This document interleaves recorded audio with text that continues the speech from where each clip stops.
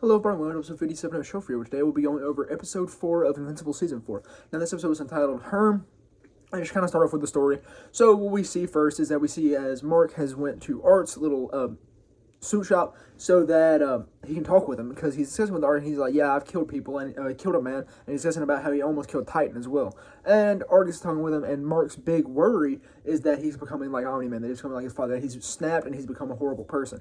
However, Art's like, no, you haven't become a horrible person because you're here, because Omni-Man would have never came here if he would have, because he would have never felt bad about killing anyone. But yeah, then we swap over to the perspective of someone we haven't really seen in a while, which is Damien Darkblood. And we see that Damien is in hell, and we see a couple of other demons with him. We see Domino, which is his sister, and they're preparing to fight a character by the name of Volcanica. Now, Volcanica is like this woman, just like woman lava beast thing. But yeah, we see as they end up fighting, and Volcanica absolutely slimes all of them except for Damien. Like, there's one like brutal kill when she kills Domina.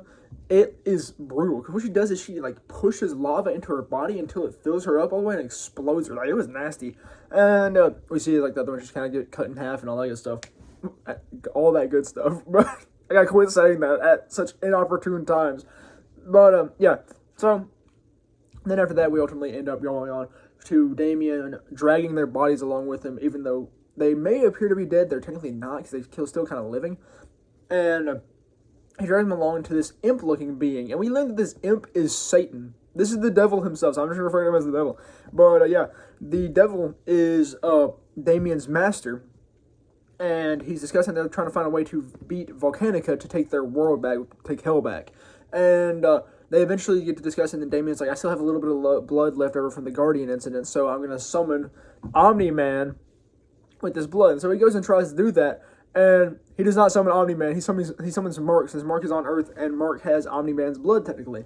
And so he ends up summoning Mark to hell. And during this, we see as Mark is whipped away from a situation which he was dealing with this mummy thing with this other character. I believe her name was like Riley or something like that. And the mummy wanted a male host, so he was glad that that Mark was finally there.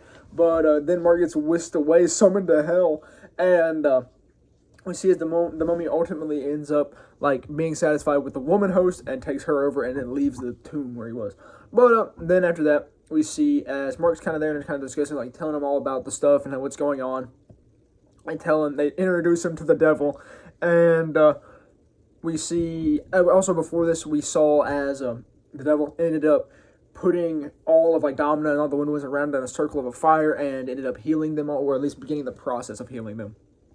But then they end up talking, and Damien kind of tells Mark the history of the world and the history of hell itself, and how like the ages work. Apparently they're in the 6th age at the moment, and the demons were spawned in at the 5th age, and how the vile, which are the ones that are being tormented in hell, are beasts that were from a prior age. I believe it was the 3rd, but I can't remember what the 4th was. It might have been the 4th, because they don't speak about the 3rd age, so I believe it was the 4th. But yeah, so we move on, and Volcanica is I don't know if Volcanica is ever stated to be a vile, but I presume she's a vile. But yeah, so we move on from there, and eventually they have the goal of acquiring the devil's crown for him, his molten crown made of grief and pain and all that good stuff. So, not all that good stuff, oh my gosh! But yeah, they end up agreeing, and Mark's like, okay, he follows Damien. Damien's like, okay, we gotta go down this bottomless pit to end up getting the crown. So, him and Damien jump down the pit, and there's like this goofy scene where they're talking about Damien's helmet of his like nano armor that reappears and disappears whenever he speaks, and it's just kind of weird. But I mean, it was kind of goofy, I do gotta agree. And especially with Damien's like staggered speech that he has. It's not really staggered, it's just kind of primitive. But then we see as eventually they get to the bottom and they have to fight Cerberus. Well, Mark has to fight Cerberus. And while he's doing this, he throws Damien up in the air, like towards the entrance of the bottomless pit while he's fighting Cerberus. And eventually he fights Cerberus, grabs the crown, which is on fire, but for some reason doesn't hurt Mark. And ends up saving Damien before he lands back down. And so he goes over to the devil, ends up giving him his crown back, and his body is fully restored from this impish being to like a gargantuan demon. And he's got like a cool face design. Like, the structure of this face was kind of cool. It reminded me of something from Doom. Like, crap. Maybe like those like big, like, more muscular gray ones. I can't remember what their names are. Golly. I wish I could remember. But, I mean, if you play them, you know what I'm talking about. They're the runners, but they don't have any weapons or anything like that, just straight fists. But, yeah, so after that, we see as they end up preparing to go and actually fight Volcanica, we see as Damien and Domina end up speaking for a little bit, and Domina's like, you can have my axe that father intended for you to have to go and fight Volcanica.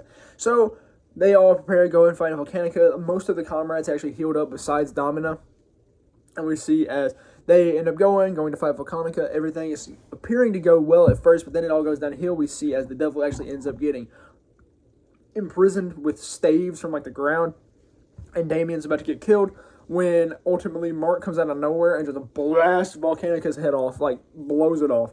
But it was just like a liquid explosion because she's made of lava.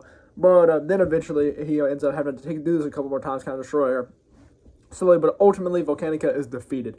And after this, we see as what we presume is one of the vials, because it was one of the things being tormented in hell, and it comes out of the lava, and because like Volcanica's big thing was to release the vial so that she could take over the overworld, take over Earth.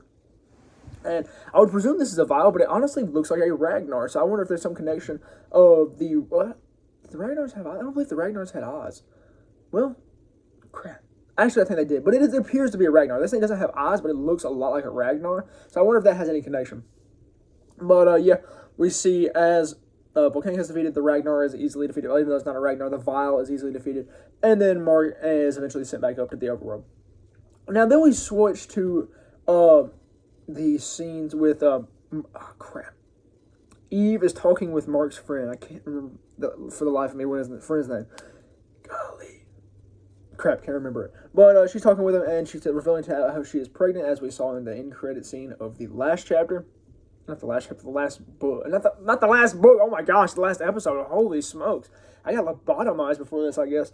But, yeah, and she's just discussing with it, and eventually she decides that, yes, she's going to go tell Mark, and then we see as Mark and Oliver are at home, and Debbie is coming to them, and she's like, yo, we are going to be selling the house. I'm going to move in with Paul. Y'all can move in with me. Now, Oliver isn't a big fan about leaving the house, and he's not a big fan of Paul because he's just finds it boring. And Mark isn't big on leaving the house either, but he wants his mom to be happy, so he's like, okay, I'll be good with that. And Oliver's like, okay, yippee, I get to choose my room first. But then after that, we see as Mark is chilling up top on the roof, and he's just kind of zoning out, and Eve comes to talk to him about her pregnancy.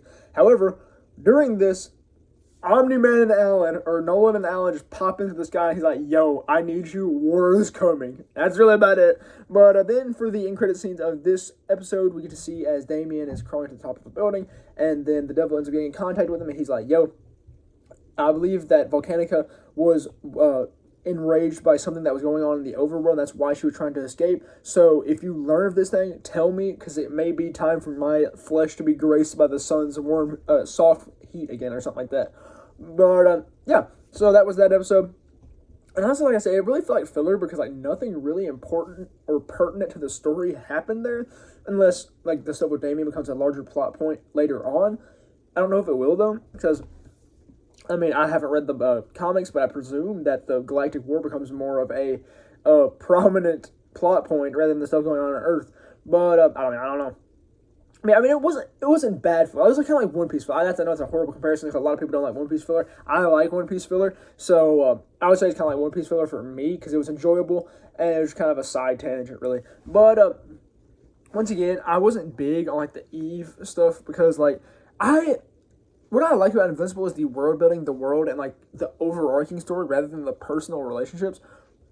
Because I know they're probably done better in the comics, but like in this show, they're just so boring to me. Like I just cannot stand every time we get these little like intimate conversations, like peace stuff for the actual personal relationships. I'm just not a big fan of them. I don't really care about them. I don't really care about Debbie and Paul. I don't really care about Mark and Eve. I just want to see the story of like the Viltrumites and everything big that's going down. I mean, yeah, I know it's kind of a little bit childish to want all the grandiose stuff, but I find the interpersonal stuff should be kind of underbaked. Because I've seen really good interpersonal relationship stuff, and I don't really think Invincible does that as well. But it looks like we're going to be seeing more of the actual overarching plot stuff next episode, so I am ready to see that, and I'm honestly ready to see what comes of Damien and the devil like talking with each other to see what is going on the overworld. I'm ready to see what that is, because that was kind of left ambiguous, and we weren't given information on what it could possibly be. So, yeah, I'm just ready to see about that. That's all I really have to say about episode 4 of Invincible season 4, and all I really have for episode 56 of no, not 56, 57, sorry, of Show For You. So thank you very much for watching.